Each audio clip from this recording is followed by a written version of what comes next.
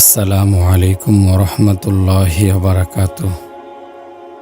প্রিয় পরিণতি চ্যানেলের শ্রোতা বন্ধুরা, আশা করি আল্লাহ পাক রব্বুল আলামিনের অশেষ মেহেরবানিতে আপনারা সকলে ভালো আছেন। প্রিয় ভাই, প্রিয় বোন, দুনিয়া ক্ষণস্থায়ী, চিরদিন কেউ এখানে থাকেনি, যেতে হয়েছে। এই সুরম্য অট্টালিকা, এই সম্পদের পাহাড়, এ স্বজন সব ছেড়ে যেতে হবে। পথ একটাই, মৃত্যু। তাই মিছে ধোকায় পড়ে, আশার জালে পড়ে মৃত্যুকে ভুলে যেও না। দুনিয়ার প্রতি আকৃষ্ট হয়ে ধোকা খেও না, কারণ দুনিয়া হচ্ছে গাদ্দার, ধোকাবাজ।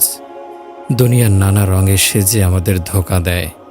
কত রঙিন আশা ভরসার জালে বেঁধে আমাদের পরকাল ধ্বংস করে।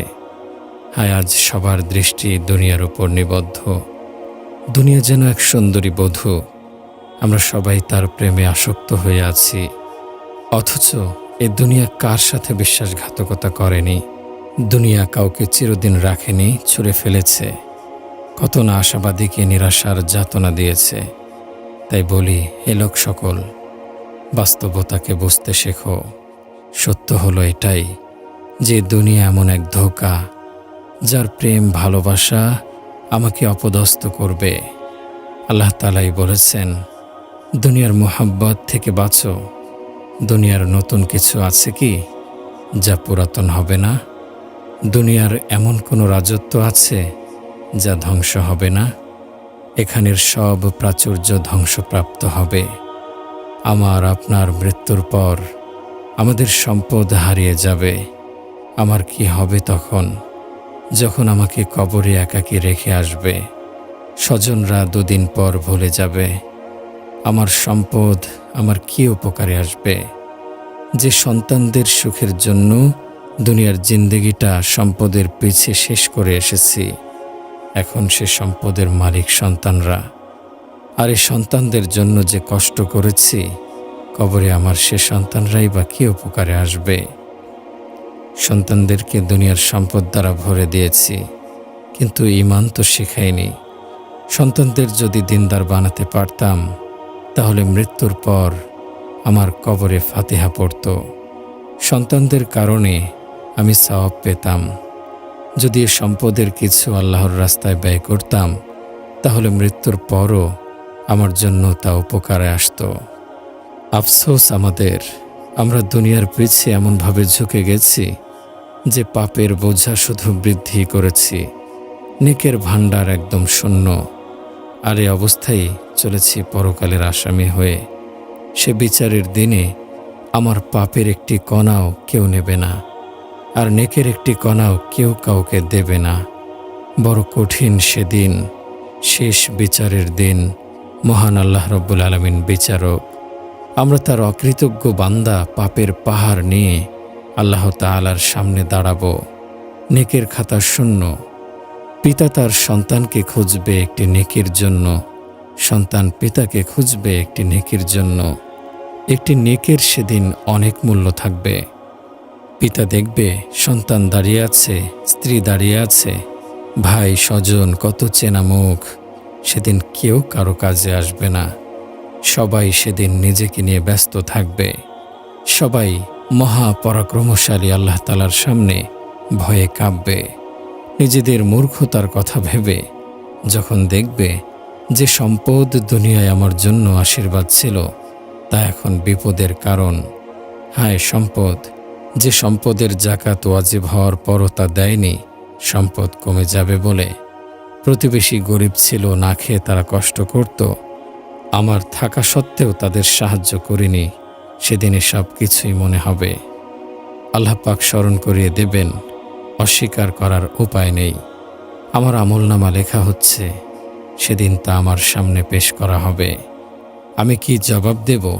জবাব আমার দিতেই হবে। জবান যদিও বন্ধ রাখি, কুদরতিভাবে হাত সাক্ষ্য দেবে, চোখ সাক্ষ্য দেবে, নাক সাক্ষ্য দেবে, কান সাক্ষ্য দেবে, প্রতিটি অঙ্গ প্রত্যঙ্গ সাক্ষ্য দেবে। প্রিয় ভাই, প্রিয় বোন, সেদিন শেষ বিচারের দিবসে আমার অবস্থা কি হবে? আসুন না, সে কঠিন বিপদের দিনের কথা ভেবে আমরা নিজেকে সংশোধন করি। আমার ঈমান আমলকে সুন্দর করি, অতীতের গুনাহ থেকে তওবা করি, আল্লাহ তাআলার প্রিয় বান্দা হয়ে যাই। আল্লাহ আমাদের কবুল করুন, আমিন। প্রিয় ভাই, প্রিয় বোন, আল্লাহ আমাদের প্রতি রহম করুন। আল্লাহ যেন আমাদেরকে গাফলতি থেকে জেগে ওঠার তৌফিক দান করেন। সেদিনের পূর্বেই যেন আমাদের ঘুম ভাঙে, যেদিন আমার কোনো শুভাকাঙ্ক্ষী আমার ব্যাপারে বলবে, ভাইরা, ওই লোকটি মৃত্যুশয্যায়, তার জন্য দোয়া করুন। মৃত্যুশয্যায় শায়িত ব্যক্তির কী সাধ্য আছে মালাকুল মউতের হাত থেকে বেঁচে আসে? মৃত্যুর কি কোনো দাওয়াই আছে? আজ পর্যন্ত কোনো ডাক্তার কবিরাজ কি পেরেছে মৃত্যুর থাবা থেকে কাউকে ফিরিয়ে আনতে? পারেনি। আমার আপনার নিঃশ্বাস জারি আছে, দেহ মন সুস্থ আছে, তখন আমাদের কত বাহাদুরি। কিন্তু হঠাৎ একদিন এমন অবস্থা হবে যে আমার জবান বন্ধ হয়ে গেছে, আমার হাত পা অসাড় হয়ে গেছে, আপনজন পাশে বসে আছে, কিন্তু হায় কথা বলার শক্তি নেই। স্ত্রী সন্তানরা পাশেই বসে আছে, কাঁদছে, কিন্তু আমার সাধ্য নেই তাদের জড়িয়ে ধরে সান্ত্বনা দেই। মুহূর্তের মধ্যে আমার সব বাহাদুরি শেষ। যখন আমাদের এই অবস্থা আসবে, আমার কপালে মৃত্যুর ভয়ে ঘাম জমে যাবে, বুকের ভেতর থেকে গড়গড় শব্দ আসতে থাকবে, চোখের দৃষ্টি কমে যাবে, স্মৃতিশক্তি একদম কমে যাবে, স্বজনরা কাঁদবে, আত্মীয় স্বজনের ভিড় লেগে যাবে, কাফনের কাপড়ও এসে যাবে। এরপর আমাদের ঠিকানা কবরে আমাকে রেখে আসবে। একা সে ঘরে আমি থাকব, আর থাকবে আমার কৃত আমল। হায় আমার বন্ধুরা, আমরা কি একবার ভাবি যে দিন আমার জন্ম হয়েছিল সেদিন নিষ্পাপ হয়ে দুনিয়াতে আগমন করেছিলাম, আর আজ যখন কয়েক বছরের জীবনের সমাপ্তি টেনে চলে যাচ্ছি, তখন আমি আমার সর্বাঙ্গ পাপে জর্জরিত করে নিয়ে যাচ্ছি। রুহের জগতে শপথ করেছিলাম মহান রব্বুল আলামিনের অনুগত হয়ে থাকব, কিন্তু এখন দুনিয়া থেকে যাচ্ছি আল্লাহ তাআলার অবাধ্য হয়ে। আমাকে পাঠানো হয়েছিল একমাত্র আল্লাহ তাআলার গোলামি করতে, এখন আমি কবরে যাচ্ছি শয়তানের গোলাম হয়ে।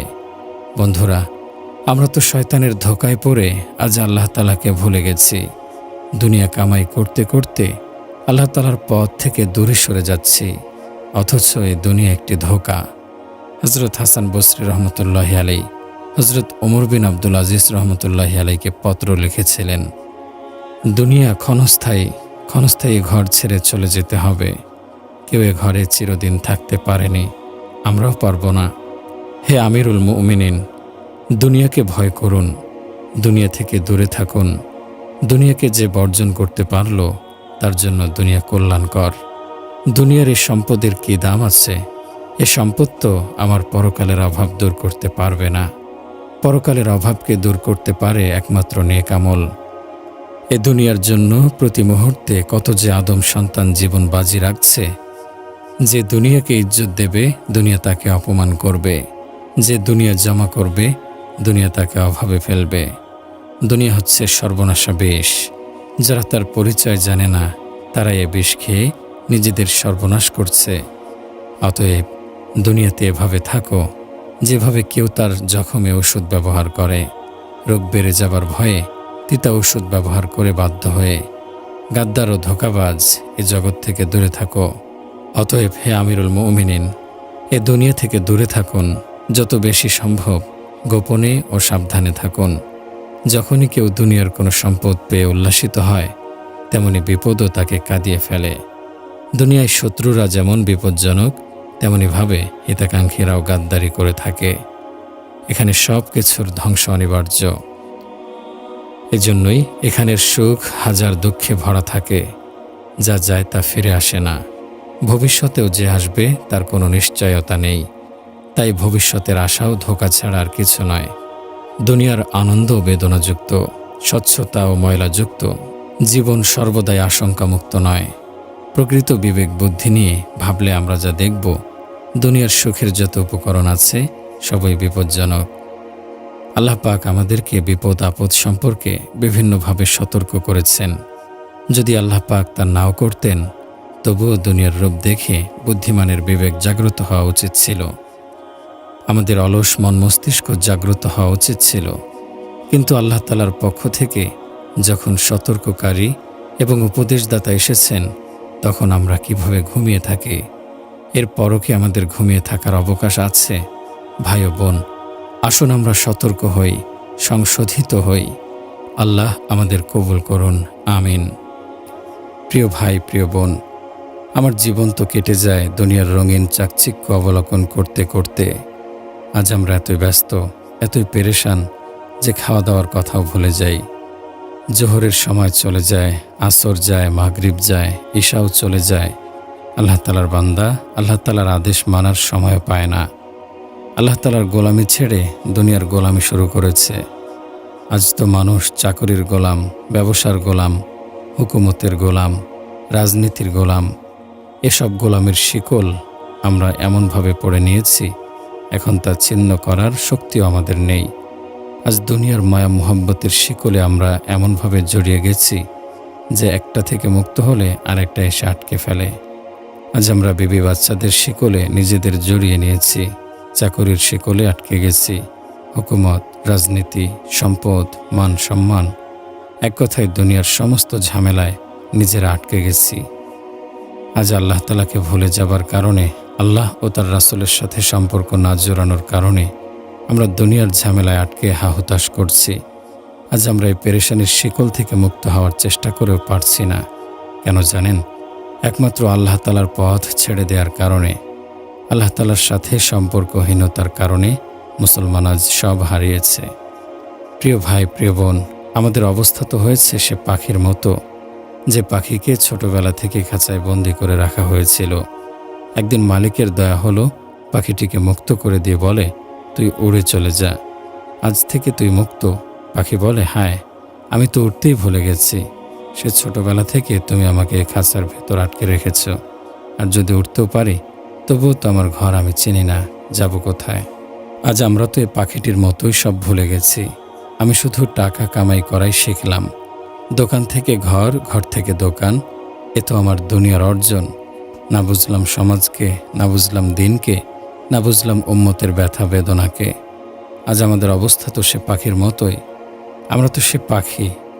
আমরা দুনিয়ার ব্যস্ততায় পড়ে ভুলে গেছি আমাদের মঞ্জিল, ভুলে গেছি তাওহীদ ও রিসালাতের লক্ষ্য উদ্দেশ্য, ভুলে গেছি আজাদের স্বপ্ন, ভুলে গেছি সবুজ গম্বুজের মর্মবাণী, ভুলে গেছি প্রিয় নবী সাল্লাল্লাহু আলাইহি ওয়াসাল্লামের রক্তাক্ত দেহ নিয়ে উত্তপ্ত মরুভূমিতে দিন রাত কেন দৌড়েছেন।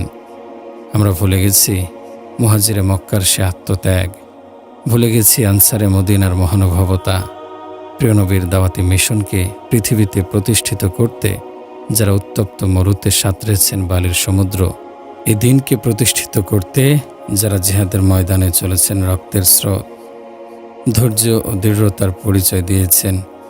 আমরা ভুলে গেছি এই দিন কত ত্যাগের বিনিময়ে আমাদের পর্যন্ত এসেছে। হে ভাই ও বোন, আল্লাহ তাআলা বলেছেন, আমি তোমাদের ওপর রাজি ও খুশি তখনই হব, তোমাদের ঈমান তখনই পূর্ণাঙ্গ হবে, তোমাদের তাওবা, তোমাদের আনুগত্য, তোমাদের কালেমা, তোমাদের ঈমান ও আমল তখনই কবুল হবে যখন থেকে তোমরা আমার প্রিয় হাবিবের সিদ্ধান্তের ওপর অটল থাকবে। লোক দেখানো আনুগত্য নয়, আমি সব কিছু দেখি, কিছুই আমার দৃষ্টির বাইরে নয়। শুধু মৌখিক আনুগত্য দেখালে চলবে না, নিজের দেহ মন সব কিছুকে সঁপে দিতে হবে। জবান বলবে লাব্বাইক, অন্তর বলবে লাব্বাইক, চিন্তা ও চেতনা সব বলবে লাব্বাইক, আত্মা বলবে লাব্বাইক। মোট কথা, জীবনের সকল ক্ষেত্রে নবী আদর্শের অনুকরণ করতে হবে। যতক্ষণ পর্যন্ত আমার নবীর অনুকরণে জান প্রাণ দিয়ে ভালো না বাসবে, ততক্ষণ পর্যন্ত বান্দা তোমার কোনো কিছু গ্রহণযোগ্য হবে না। প্রিয় ভাই, প্রিয় বোন, রাসূল সাল্লাল্লাহু আলাইহি ওয়াসাল্লামের পূর্ণাঙ্গ অনুসরণ ছাড়া আমাদের কোনো পথ নেই। নাজাতের পথ এটাই। আজ আমরা কি বোকামি না করছি? আজ আমরা ছেড়ে দিয়েছি প্রিয় নবী সাল্লাল্লাহু আলাইহি ওয়াসাল্লামের পথ ও মতকে। আমরা তো মুহাম্মাদি বাগানের মালি, অথচ আমরাই এ বাগান উজাড় করছি। আমরা প্রতিনিয়ত প্রিয় নবী সাল্লাল্লাহু আলাইহি ওয়াসাল্লামের প্রিয় সুন্নাতকে অবজ্ঞা করে ছুঁড়ে ফেলছি। মুসলিম নারীরা হযরত ফাতেমা রাদিয়াল্লাহু আনহার জীবন আদর্শকে ভুলে পশ্চিমা আদর্শকে গ্রহণ করেছে, অথচ সেটি কোনো আদর্শই না। পশ্চিমা সভ্যতা মানুষকে জাহান্নামের দিকে টানছে, নারীর ইজ্জত আবরু শালীনতাকে বিদায় করে নারীকে বাজারের পণ্য বানিয়ে ফেলেছে। আমাদের মুসলমান যুবকরা পশ্চিমা অসভ্যতাকে বরণ করছে, অথচ এই সভ্যতা মানুষকে পশুত্ব আর ধ্বংস ছাড়া কিছুই দিতে পারেনি। আরে ভাই, পাগলের পিছে হেঁটে কি কেউ গন্তব্যে পৌঁছতে পেরেছে? না, পারেনি। ইউরোপ আমেরিকার কালচার তো মানুষের মন মস্তিষ্ককে অসভ্যতা, হিংস্রতা আর অশ্লীলতা দিয়ে ভরে দিচ্ছে, যার কারণে আজ পৃথিবীটা রক্তের উপর ভাসছে। অশ্লীলতা আর বেহায়াপনার ঢেউ আজ প্রতিটা ঘরকে ফুটন্ত কড়াইয়ে পরিণত করেছে। তাই এ পথে শান্তির কথা কল্পনাও করা যায় না। আমাদেরকে রাসূল সাল্লাল্লাহু আলাইহি ওয়াসাল্লামের নির্দেশিত পথে চলতে হবে। আমাদের জন্য যে নবী সারাটা জীবন কেঁদেছেন, ইতিহাস সাক্ষী। যাও তায়েফের পাহাড়কে গিয়ে জিজ্ঞেস করো। প্রিয়নবী সাল্লাল্লাহু আলাইহি ওয়াসাল্লাম তায়েফে দাওয়াত দিতে এসে পাথরের আঘাতে আহত হয়ে কেমন ছটফট করেছিলেন, সেই স্থান আজও সংরক্ষিত আছে। যাও তায়েফের পাহাড়কে জিজ্ঞেস করো, যাদের আঘাতে রাসূল সাল্লাল্লাহু আলাইহি সাল্লাম ক্ষত বিক্ষত হয়েছিলেন, তাদের হেদায়েতের জন্য আল্লাহ তাআলার কাছে কতই না কেঁদেছেন, অভিশাপ দেননি। উহুদ পাহাড়কে গিয়ে জিজ্ঞেস করো, দিনের জন্য তিনি কতটা আঘাত সহ্য করেছিলেন। প্রিয়নবী সাল্লাল্লাহু আলাইহি ওয়াসাল্লামের পবিত্র দাঁত দুটি শহীদ হয়েছিল, মাথায় আঘাত পেয়েছিলেন, বেহুশ হয়ে গিয়েছিলেন। ৭২ জন সাহাবীকে নিজের চোখের সামনে শহীদ হতে দেখেছেন। প্রিয় চাচা হযরত হামজা রাদিয়াল্লাহু আনহু, যিনি রাসূল সাল্লাল্লাহু আলাইহি সাল্লামের দুধ ভাইও ছিলেন, তিনি শহীদ হলেন। তার নাক কান কেটে ফেলা হয়েছিল, বুক চিরে কলিজা বের করে চিবিয়ে খেয়ে ফেলেছিল। এরপরও রাসূল সাল্লাল্লাহু আলাইহি ওয়াসাল্লাম বদদুয়া করেননি। এরপরও আল্লাহ তাআলার কাছে তাদের হেদায়েতের জন্য কেঁদেছেন। তার ফলাফল তো এ ছিল যে হযরত হামজার খুনি ওয়াহশী মুসলমান হয়েছিলেন, খালিদ বিন ওয়ালিদ মুসলমান হয়েছিলেন, আরও অনেকেই পরে ইসলাম কবুল করেছিলেন। তো আমাদের কি হলো যে এমন দরদি নবীর পথ ছেড়ে আমরা কোথায় যাচ্ছি?